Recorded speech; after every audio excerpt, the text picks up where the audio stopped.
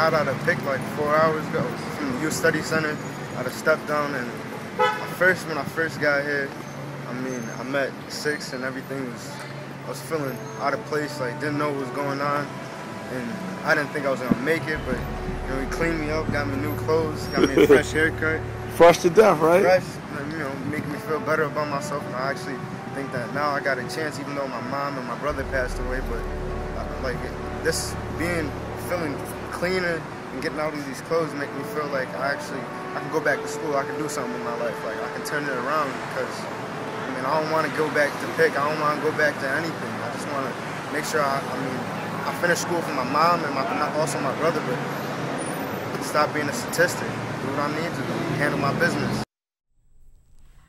Hey, welcome into Dom Time, anyone. That's some more footage of Trey, one of the young men in Mothers of No Tomorrow, and that line at the end, I don't want to be a statistic, just jumps out. And one of his mentors, one of the people that put together the film and helped him out, Six King, is with us, and also an up-and-coming guy, Travis Daniels. Travis, we talked a little bit about what you've said about violence. What specifically do you do? How do you go around to try to spread that message now?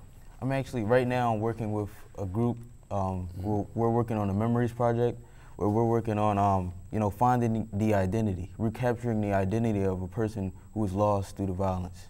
And, you know, as someone is dead through the violence, they go through a process from the crime scene all the way before the funeral home to the coroner and the morgue. They lose their identity. They're just a number. So we're just trying to find out why. Why is it that they're just a number? Hey, can you tell us any? Have you broken down any one that you don't have to give the specific name, but give us a sense of what your sense is, somebody that close to it, rather than just these statistics. We watch, you know, TV on a Saturday night, 2 more shot in North Philly. You know, it's a nothing. It's just another number that increases. What have you found when you try to probe these to see what these people were like? Did you find, for example, that maybe they were like you at one point? Mm-hmm. They weren't always violent or caught up in this, and they ended up that way. I mean, it's the story behind everything, you know. But we actually got the chance to interview a ballistics agent, and he works with, you know, finding who the killer was. Right. So, you know, that's what we just got done. Right. So, you know, from that, that's what we learned. Six, when you talk with many of these kids, I mean, they didn't start out as a baby, ending up dead in a North Philly, West Philly street corner. Right. Many of the victims, they were normal, any number of them. Yeah, many of the victims are just normal, average, everyday kids. You know, we had Sanga T. Willis and Christopher Spence and Bobby Tillman that were featured in Mothers of No Tomorrow. These were college kids. These were, you know, everyday kids that were home, were not into anything, and were just victims of random violence. Sanga was going out with friends.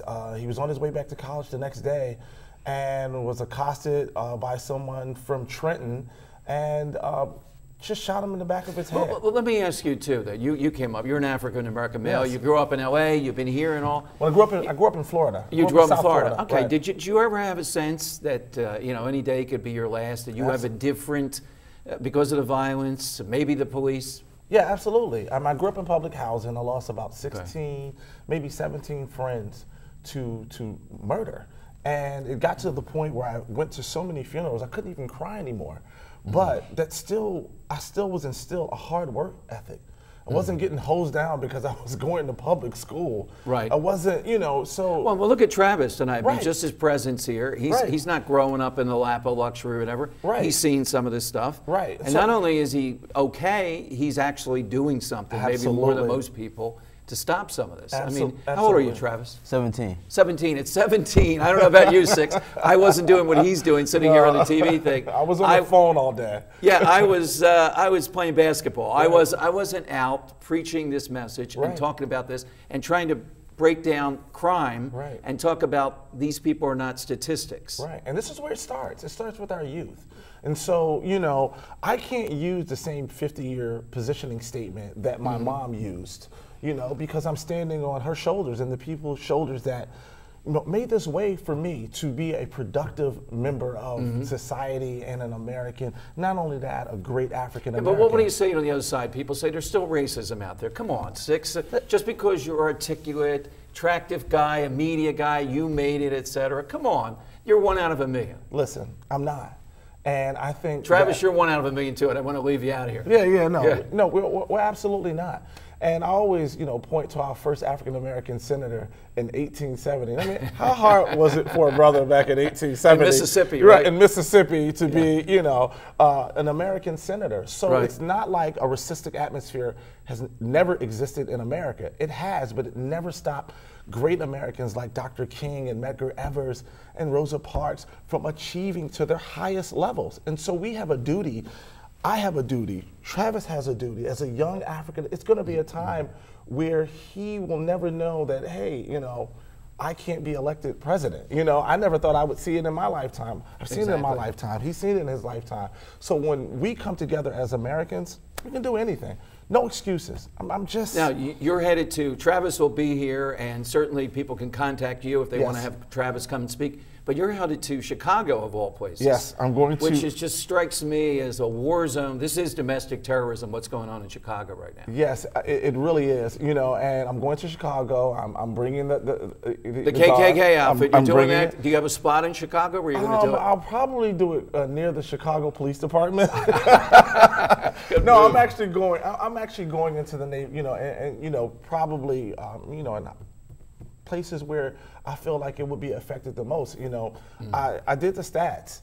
I had a 10,001 chance of being murdered in the KKK outfit than just me being my, black self, walking around in Chicago, in any urban city in America. And so if this is shocking, I want to shock the pulse of Black America to say, wake up and say, hey, listen, we are not going to take this from a subculture anymore. We're not going to go for the no snitching. We're not going to have people like Hadia Pendleton murdered for no reason. Because guess what? If you can't stand up for Hadia Pendleton, who can you stand up for? Absolutely. Six, thank you very much. It's always a pleasure every time. Travis, you give us hope for the future. Thank you both for joining us tonight. President there. Absolutely. Coming up, I talk about Marco Rubio, a guy that I brought here and drank a lot of water when he was with me, and what he did and how Saturday Night Live played it out. But I think he has the last laugh. I'll explain next on Dom Time.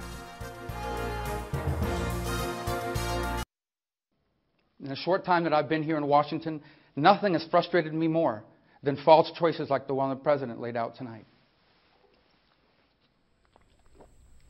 The choice isn't just between big government or big business. All right, that certainly was an awkward moment for Marco Rubio. It was a tough moment. I brought him here to town, and I noticed he does drink a good bit of water. You do get parched. I'm holding water in front of me. The temptation is to pop it in. But what this whole incident tells me, this will pass, but Marco Rubio has played this very skillfully. Did you know he's raised over $100,000 coming off this whole incident? There are going to be bumps in the road for any politician. The ability to laugh at them, use them to your advantage. Rubio's got it. This won't hurt him. This will only help him down the road. He'll learn to drink before you rebut. Dom Giordano on Dom Time.